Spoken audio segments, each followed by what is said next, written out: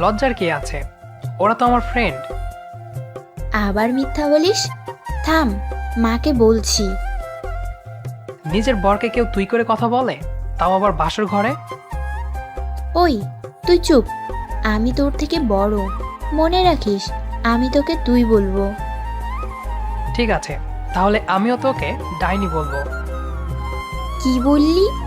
তোর সাহস তো কম নয়, তুই আমাকে ডাইনি বলিস? আর তুই আমাকে তুমি করে বলবি, না হলে মাকে বলে দেব। আচ্ছা। আর তুই বিয়ে ভাঙতে বলছিলি কেন? আমি তোমাকে স্বামীর অধিকার দিতে পারবো না, তাই। ওই, স্বামীর অধিকার দিতে পারবি না মানে? জোর করে নিব, না দিলে মাকে বলে দেব যে তুই আমাকে চর মেরেছিস। যাও, বলো মাকে। তবুও আমি তোমাকে স্ত্রী হিসেবে মেনে নিতে পারবো না। ঠিক আছে, পারলে আমি জোর করে নিব, আর তুই পারলে কিছু জোর করে নিস। আচ্ছা। অতঃপর ঘুমিয়ে পড়লাম। কিছুক্ষণ পর লক্ষ্য করলাম আমার ওপরে ভারী কিছু আছে। এ কি, মিম তো আমার বুকের ওপরে। কিন্তু ঘুমের মধ্যে ওকে দেখে কেমন মায়া জন্মালো। মনে হচ্ছে স্বপ্নের পরি নেমে এসেছে। ওই, কি দেখছিস? কই কিছু না তো। বাই দা ওয়ে, তুমি আমার বুকের ওপর কেন? আমার স্বামীর বুকে মাথা রেখে ঘুমানো কি বারণ আছে? আমি তো তোমাকে স্বামীর অধিকার দেইনি। আমি জোর করে নিয়েছি।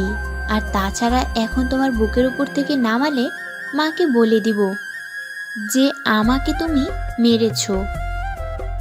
আচ্ছা ঠিক আছে, শুধু শুয়ে থাকবে, আর কিছু না।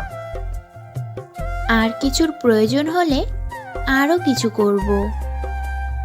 দেখো, বেশি বেশি হয়ে যাচ্ছে কিন্তু। কি বেশি? কি বেশি? ধ্যাত। এই বলে ছাদে চলে এলাম। তাছাড়া হালকা বৃষ্টি হচ্ছিল। আমি আসতেই বৃষ্টি জোরে শুরু হলো। ছাদে দাঁড়িয়ে বৃষ্টি দর্শন করছিলাম। এমন সময় কেউ আমার কাঁধে হাত রাখলো। এটা আর কেউ না, এটা মিম। সরি। সরি কিসের জন্য? তোমাকে ডিস্টার্ব করার জন্য। ও কোনো ব্যাপার না। তুমি এখানে এলে কেন? এমনি। এত সুন্দর রাতটা কি তুমি একাই উপভোগ করবা? এটা হতে পারে না, আমিও বৃষ্টি দেখব। হুম, দেখো। কিছুক্ষণ পর মিম বলল, ওই, চলো না ভিজি।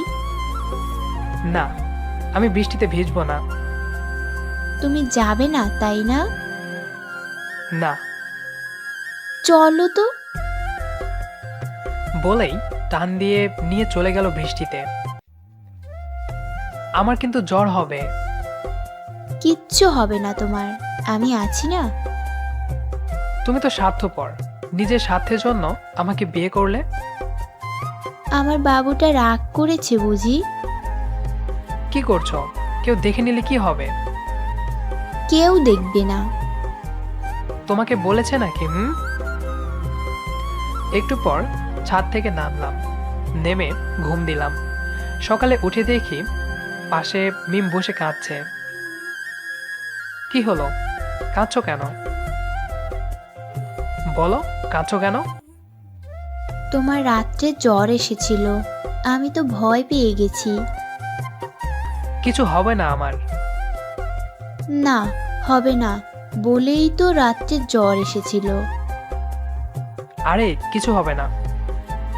তুমি ফ্রেশ হও, আমি নাস্তা নিয়ে আসছি। যাও, কিন্তু ওইটা দিয়ে যাও। কোনটা? ওই যে রাত্রে দিলা, ওইটা।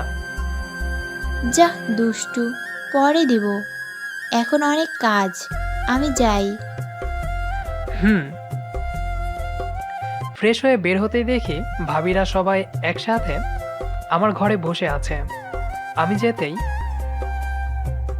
কি ব্যাপার, একদিনেই জ্বর আর অতদিন পরে আছে? না মানে এমনি একটু জ্বর হয়েছে, এমন কিছু না। মিথ্যে বলো কেন? আমি সব বুঝি। কি বুঝো? তুমি যে রাত্রে বৃষ্টিতে ভিজেছ সে খবর আমার কাছে আছে। কি? তুমি কি করে জানলে? হুম, দেখেছি তো, কি সুন্দর দুজন দুজনকে জড়িয়ে ধরে আছে। আমারও বরটা যদি এমন রোমান্টিক হতো। হুম, আমি আছি তো, তাই না? তুমি কি আর আমাকে সময় দেবা? তুমি এখন মিমকে সময় দাও। আমি গেলাম। আবার আসবা। এটা কি হলো? কোনটা? আমি থাকতে তুমি অন্য কাউকে সময় দিতে চাইছো, তাই না? না, একদম না। এবার আমাকে ধপাস করে বিছানায় ফেলে দিল। আর কোনোদিন কোনো মেয়ের সাথে কথা বলতে যেন না দেখি। ওকে, বলবো না। এবার খেয়ে নাও। খাইয়ে দাও। পারবো না, নিজের হাতে খাও। তাহলে আমিও খাবো না, যাও। খাইয়ে দিচ্ছি, তবুও খাও। খাচ্ছি। খাওয়া শেষ হলো, ভাবছি একটু আড্ডা মেরে আসি, তাই বের হলাম কই যাও? বন্ধুদের কাছে। তাহলে বিয়ে করার কি দরকার ছিল? না মানে, বলতেই ও আমাকে বিছানায়, বাকিটা ইতিহাস। এভাবেই সিনিয়র আপুর সাথে আমার সংসারটা চলতে থাকলো। আর আমাদের মাঝে এমন মিষ্টি ঝগড়া সবসময় লেগেই থাকতো। আর এভাবে কাটতে থাকলো আমাদের খুনসুটি ভরা প্রতিটি দিন।